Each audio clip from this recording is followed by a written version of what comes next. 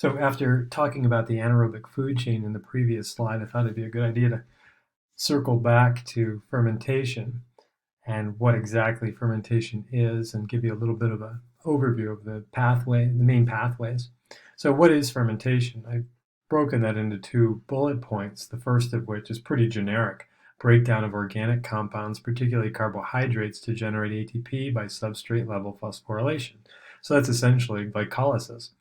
The second part, though, is what makes it uniquely fermentation and separates it from plain old glycolysis. The terminal electron acceptor needed to regenerate NAD plus is derived from the substrate, not an external electron acceptor. And that's the difference being, of course, that in this particular case, when glycolysis is coupled to Krebs cycle and electron transport, reducing power is made, and those electrons are shunted ultimately to an electron acceptor like oxygen. Whereas in fermentation, there is no external electron acceptor. One of the breakdown products in the pathway becomes the electron acceptor. So some of the types of lactic fermentation, which are important types of fermentation: homolactic and heterolactic. And as the name suggests, homolactic is lactic acid being the sole fermentation product. So you start with lactose, and the lactose is broken into individual monosaccharides, and then those are used to ultimately produce the waste product, lactic acid. When the waste products vary a little bit, lactic acid, ethanol, acetate, CO2, then the term we use is heterolactic, and these are roughly equimolar amounts. And so, for example, we can use heterolactic fermentation to make sauerkraut. So if you take food microbiology 421, then I think they still make sauerkraut in that class. I haven't taught it in a few years, but when I was teaching it, we did. The first stage of cheese production, however, is homolactic, and so you exclusively want that particular end product to flavor the cheese and ripen it.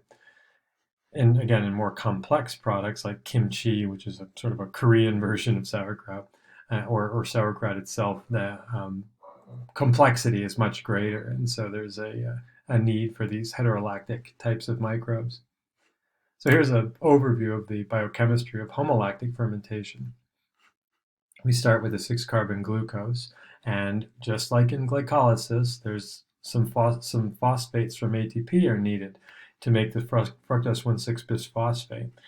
And just like in glycolysis, there's the fructose 1,6-bisphosphate aldolase that cleaves this guy into 2 G3Ps. And then each of these 3-carbon G3Ps can get shunted to making the 3-carbon pyruvate. In the process, they're phosphorylated, and the phosphate groups are added to ADP to make ATP by substrate level phosphorylation. But here's where it becomes uniquely fermentation. Obviously, this part right here is just good old-fashioned Ebden-Meyerhof-Parnas glycolytic pathway. But what makes this uniquely fermentation then is when a microbe can't take this material here, decarboxylate it, send it to the TCA cycle, and make additional reducing power in the form of FADH2 and NADH and additional ATP. And then all that reducing power goes on to electron transport to dump its electrons. These microbes don't do that when they're fermenting. So they create this reducing power, but there's no place for this reductant to go. These electrons, they can't just build up, because that'll be toxic to the microbes. They have to expel these electrons, and so where they end up is on one of the breakdown products of the pathway, pyruvate in this case. So the enzyme lactate dehydrogenase will rip the electrons off of this and add them here to make the end product lactate. So in food micro, these are flavoring agents, and in cheese production, the acid production that you see here is essential for curd formation, so that you can make a nice firm set cheese. But obviously, this is a waste product to the microbes, and then other microbes can eat the lactate, of course. But in this particular case, we're just stopping there. Heterolactic fermentation is a little bit more complex. and the other name for it is phosphoketolase pathway. So here's our 6-carbon glucose. We have input of phosphates from ATP to make a 5-carbon phosphate, xylulose 5-phosphate. And here's where the extra carbon goes. So we went from 6 carbons to 5 carbons. And here's where that extra carbon goes. It's removed as oxygen. It's removed as CO2. And I put this note here because in food production, the CO2 that we generate in sauerkraut production is great for displacing oxygen and pushing it out of the way. And so that creates more of an anaerobic environment that the fermenters like. So that's what that note means. The 5-carbon phosphate is then cut by this enzyme phosphoketolase. So it's phosphorylated, inorganic phosphate from the cytoplasm pool. So it's a phosphate group's added, then phosphoketolase will chop this into a 3-carbon phosphate, the G3P, just like you saw previously. And this newer one, acetyl phosphate, not newer, but this unique intermediate to heterolactic fermentation. So this 3-carbon basically does what you saw here using lactate dehydrogenase. The 2-carbon acetyl phosphate, however, can basically be oxidized reduced, can be reduced to ethanol, as you see here. So the electrons here dump here and make ethanol as a waste product. And then obviously the oxidized NAD can be recycled and used to pick up additional electrons in this process.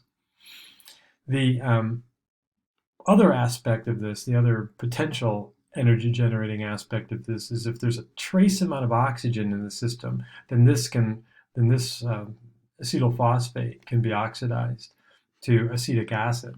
And in that process, acetate kinase can be activated to grab this phosphate group and stick it onto ADP to make ATP. So the microbe can actually eke out an extra oxygen, an extra ATP, if there's oxygen present. And so overall, the net ATP generation from heterolactic fermentation, you spend 1 ATP to make 2 ATP. So the overall is generally 1 ATP net for heterolactic. And for homolactic, it's generally, spend 2 to make 4. So that's a 2 net ATP generation. So homolactic is a little bit more efficient than heterolactic. However, if there's a bit of oxygen in the system and the microbe can perform this side reaction here, then you may be able to spend 1 to make 3, which ultimately would make you even with homolactic, and therefore you'd have a net of 2 ATP. So, but again, that's only if there's a little bit of oxygen present. Usually this is what happens, and the microbe spends 1 ATP to make 2, and then the net is 1 ATP. And then again, ethanol becomes a major waste product. Now, ethanol can be useful for microbes in a tightly competitive ecological system where they can pump out ethanol and poison their competitors. But again, you still have to regenerate the reduced NAD. And so again, an enzyme like alcohol dehydrogenase is essential for this particular reaction. But then this NAD plus can feed back over here and then pick up electrons early on and make more NADH, which can then feed over here to pick up to donate the electrons to regenerate the NAD plus. So experimentally in the lab, we can look at heterolactic and homolactic just using these sugar fermentation tubes. So this is brome creosote purple lactose broth. So this is what it looks like uninoculated. In the Micro 224 lab, we used phenol red lactose broth, so it was a red solution. But the bottom line is, if the microbes are actively fermenting the lactose and not producing any gas or any other products, such as in homolactic fermentation, as you see here, no gas in the durum tube, just de-yellowing as a result of acid production, then we know that's homolactic. And then over here, there's a big gas bubble in the durum tube. And so we know that's heterolactic fermentation. As far as transport of nutrients goes, there's a couple important processes, and some of these are energy-dependent processes that require ATP or proton motive force. And so again, ATP is obviously direct, and then a sort of a secondary active transport would be when the microbe has to use proton motive force. Because remember that proton motive force is useful for making energy. So if the microbe is diverting protons away from making energy and using it for transport, then we call that an indirect expenditure of energy. So it's allowed to move molecules against the gradient through the expenditure of energy or proton motive force. It concentrates molecules inside the cell, so again, against the concentration gradient. It typically involves carriers that are generically referred to as permeases. And so one of these transport mechanisms is called ABC, or ATP binding cassette transporters. So these ATP binding cassette transporters look kind of like this. They have typically a periplasmic solute binding protein, so this brown thing here, and there's the solute right there, this little green thing, that's what you want to bring into the cell. And here's a transmembrane domain, and then the cytoplasmic domain, typically a nucleotide binding domain that grabs ATP, hydrolyzes it, and then facilitates a conformation change that would then dump this substrate into the cytoplasm. So here's an example of a ATP binding cassette. This is a 4-member ATP binding cassette pictured here. So it's mol E, mol G, mol F, and MSMK. So here's the first component, second component, third component, fourth component. So that's a 4-member ATP binding cassette. And so here's the ATP binding event by the MSMK protein in the cytoplasm of this organism. So this is Lactobacillus, a gram-positive rod. And so what the organism is doing is eating amylase, or complex polysaccharide like that. And so it would use an amylase type enzyme to break these large polymers into smaller pieces, typically maltodextrins. These are repeating glucose chains of various lengths. And so the mol G, mol F transporter that you see here, or permease, allows this mol E periplasmic binding protein to grab maltodextrin and bind here. And then once the ATP is bound and hydrolyzed, this changes conformation and spits the maltodextrin into the cell. Now the microbe has a variety of options for eating those variable length glucose molecules. That's why there's a little N there. And so in this particular case, you've got mol L, mol N eating up, these maltoses. These are hydrolytic enzymes that will cut off individual glucose monomers from the end. Mol H, as you see here, will take some of these disaccharide maltoses. This is a maltose 6-phosphate, and with the addition of enzymes, water, so it's a hydrolase, mol H will cleave that into the sugar phosphate and then the individual sugar. And then mol P, for example, will cut just the disaccharide, and then with the addition of phosphates from the cytoplasm to make a glucose phosphate and glucose. And then PGMB is just an isomerase, as you can see here, that it's changing the location of the phosphate so that it, for whatever reason. Another process that's important in transport is called group translocation. So another name for that is the PTS system, or phosphoenolpyruvate sugar phosphotransferase system. And so that's where the PTS comes from, or PTS system. And what's cool about this system is that sugars can be transported and phosphorylated at the same time. And so what is this? Sugars will phosphorylate.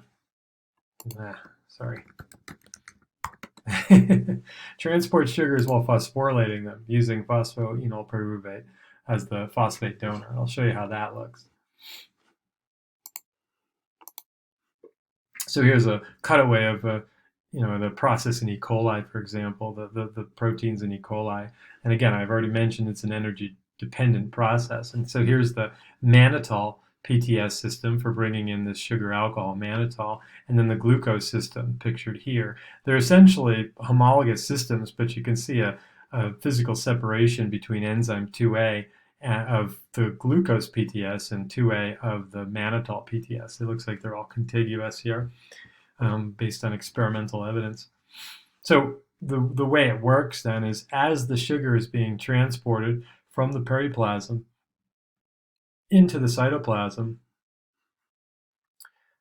a phosphate group from phosphoenol pyruvate is removed to produce pyruvate, and then that phosphate is transferred to enzyme 1 here, and then the phosphate is transferred to HPR, this particular enzyme, and then the HPR transfers its phosphate to 2A in either of these homologous systems, and then from 2A to 2B, and here's where it sits.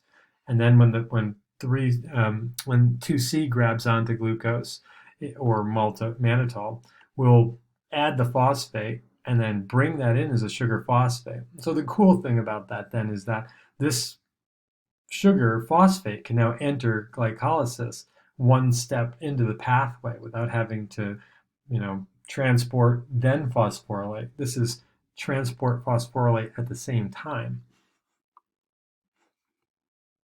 So if we look at this juxtaposition between the PTS system and glycolysis, you get a little bit more detail on this particular slide.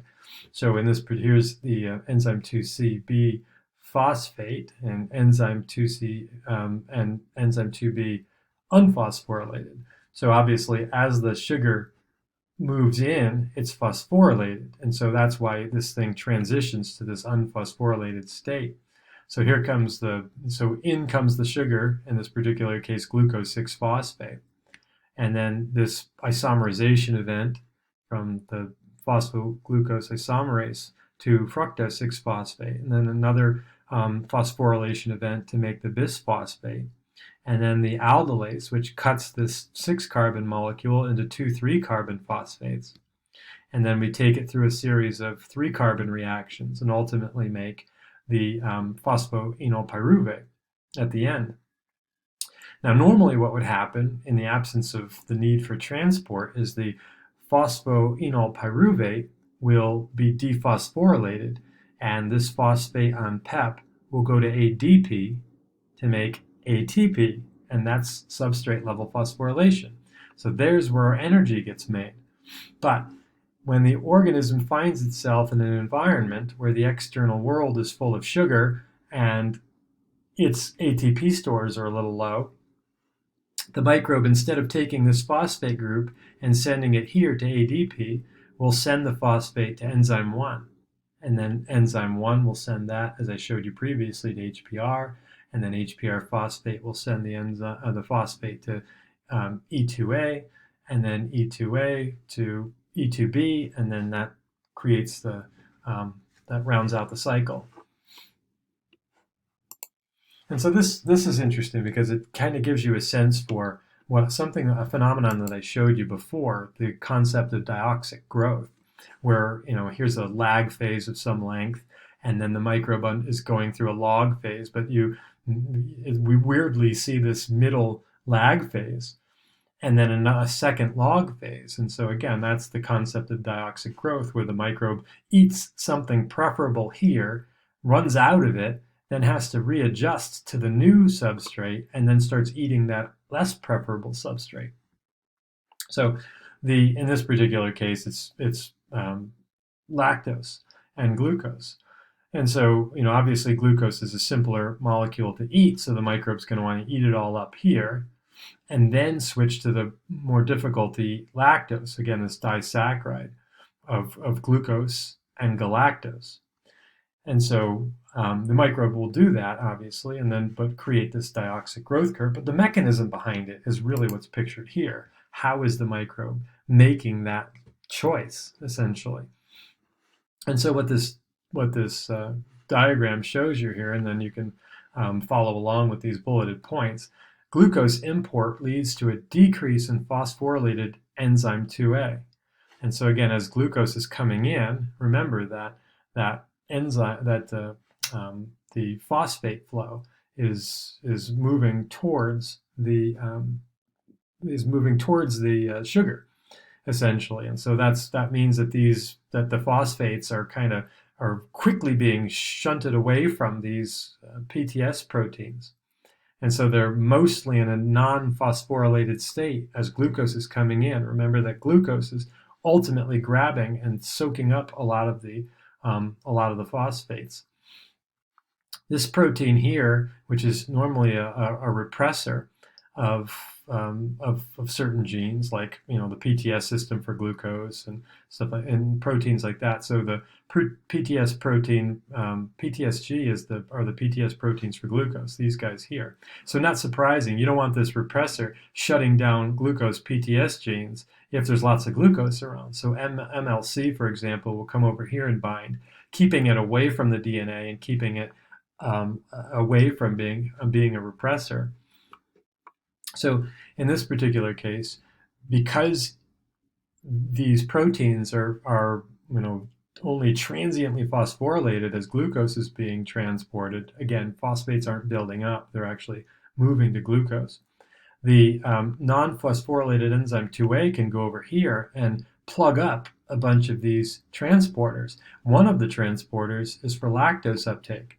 So if you have an abundance of unphosphorylated E2A, it'll block LAC-Y, which is a permease that brings in lactose.